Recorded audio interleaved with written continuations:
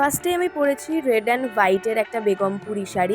এর সঙ্গে আমি একটা হালকা লুক ক্রিয়েট করেছিলাম, হালকা মেকআপ করেছিলাম, আর এর সঙ্গে জুয়েলারি পরেছিলাম, একটা হ্যান্ডমেড জুয়েলারি। জাস্ট তোমরা দেখো লুকটা কতটা সোবার লাগছে। তোমরা এই শাড়িটা বৃদ্ধিতেও পরতে পারো বা কোনো পুজো পারপাসে পরতে পারো। এটার ব্লাউজ পিস ছিল, ব্লাউজটা আমি অ্যাজ ইউজুয়াল আমার বৌদির থেকেই বানাই।